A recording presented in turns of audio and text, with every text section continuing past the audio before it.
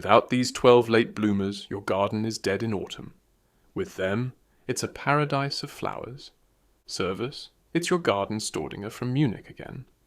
Today's episode is for all of you who think, summer's gone, the garden's falling asleep.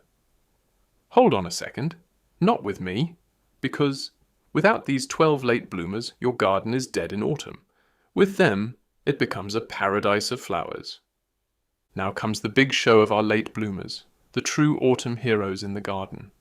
These are plants that keep pushing in September, October, and sometimes even into November.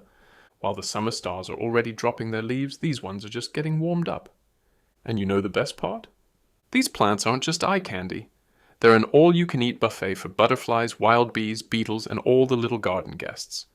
So grab your coffee, sit back, and let's take a colorful walk through 12 native late bloomers that will make your heart and your garden blossom. Devil's Bit Scabious, Successa pratensis.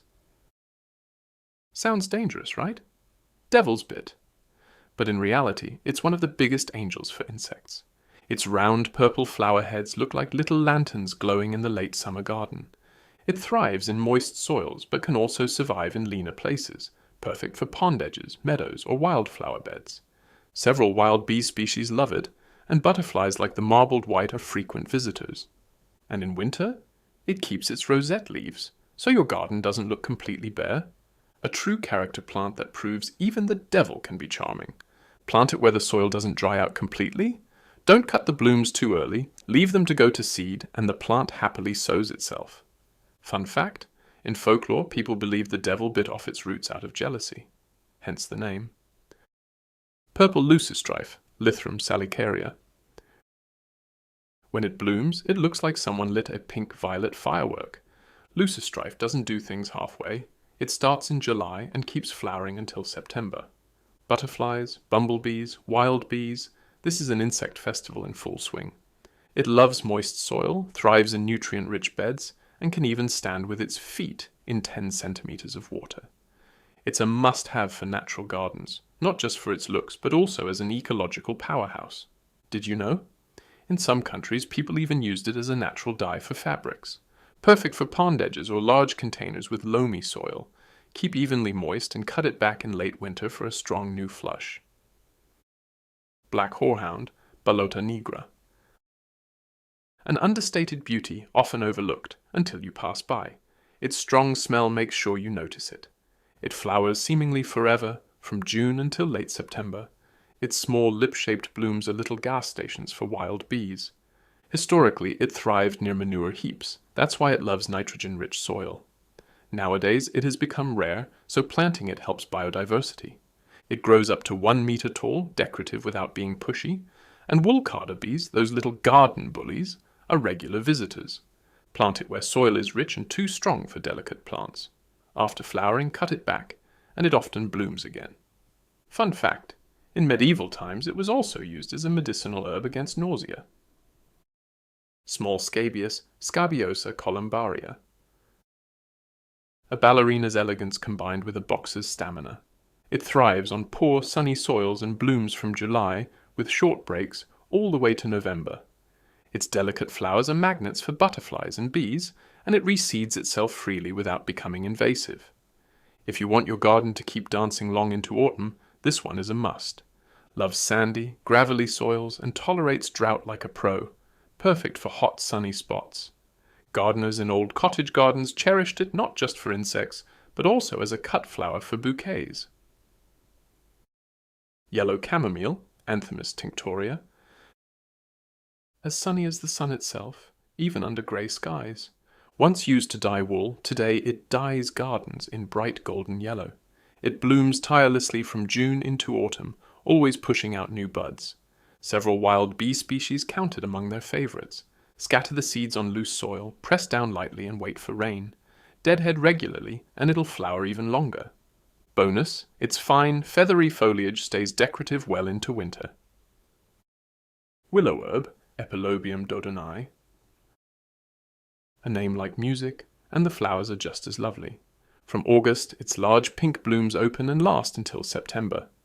Unlike many willow herbs, this one doesn't spread aggressively, so no worries about invasions. It loves dry, sunny sites and even thrives in pots.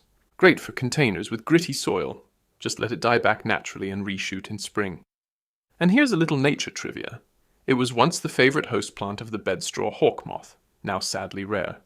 By planting it, you're restoring a piece of lost ecology. Fleabane, Pulicaria dysenterica. The name sounds scary, but the plant is pure sunshine. It thrives on moist, nutrient-rich sites and supports up to 50 insect species. Its cheerful yellow blooms brighten gardens until late autumn. It self-seeds but stays polite, never invasive, loves full sun. Cut it back in spring to keep it neat. It's also great in meadows. Mowing once a year is enough. Historically, it was believed to ward off fleas, hence the name. Whether it works or not, the insects still love it. Italian aster, Aster amelis.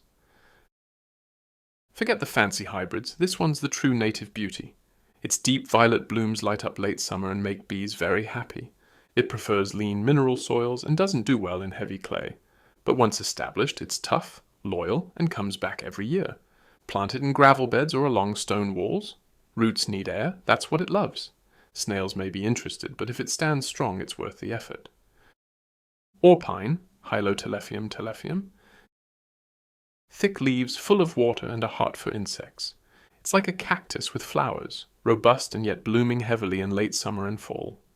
Pink or yellow clusters attract butterflies, beetles, and even the rare blue butterfly of Orpine. It thrives in sunny, dry sites and practically grows itself. Perfect for beginners. Stick it in the ground, forget about it, and it will still thrive. Divide clumps in spring to keep them strong and share with friends. Garden socialism at its best. Hemp agrimony, Eupatorium cannabinum.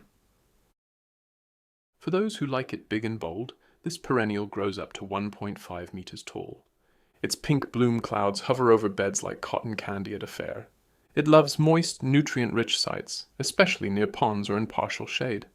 At its flowers there's constant buzzing. Bees, butterflies, bumblebees, all are welcome. Tip: give it room. It's a giant. Best near water features. Cut back after flowering to prevent flopping. Ecologically, it's a heavyweight. Nearly 100 organisms feed on it. Goldilocks aster, Galatella linosyris.